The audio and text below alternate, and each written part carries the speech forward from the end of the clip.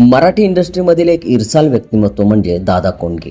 मराठी इंडस्ट्रीच्या उतरत्या काळात पुन्हा तिला सुवर्णक्षण दाखवण्याचं काम दादांनी केलं। त्यांचे सिनेमे सुपरहिट झाले, पण वैयक्तिक आयुष्यात दादा अतिशय एकाकी होते। ज्येष्ठ पत्रकार अनिता पाध्ये यांनी यावर भाष्य केलंय। अनिता पाध्ये यांनी नुकतीच लोकमत फिल्मीला मुलाखत दिली। यावेळी त्यांनी दादा कोंडकेंच्या आयुष्यावर भाष्य केलंय। त्यांचं चरित्रही त्यांनीच लिहिलं आहे। दादांच्या मृत्यूनंतर काय घडलं याचा उल्लेख त्यांनी या आत्मचरित्रामध्ये केलाय।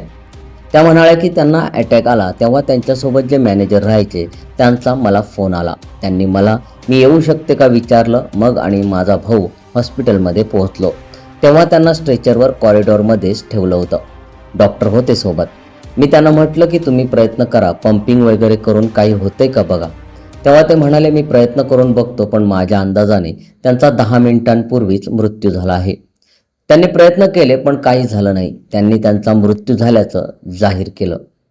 मग मी माझ्या भावाला त्यांच्या मॅनेजरसोबत घरी जायला सांगितलं। त्यांच्या जवळच्या व्यक्तींना फोन करायचे होते, तोपर्यंत मी त्यांच्या मृतदेहाजवळ थांबूनच होते।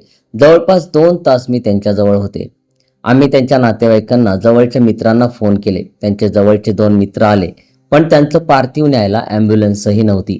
त्यावेळी तितक्या रुग्णवाहिकाही उपलब्ध नव्हत्या, पण हॉस्पिटलवाल्यांनी तेव्हा परवानगी नाकारली।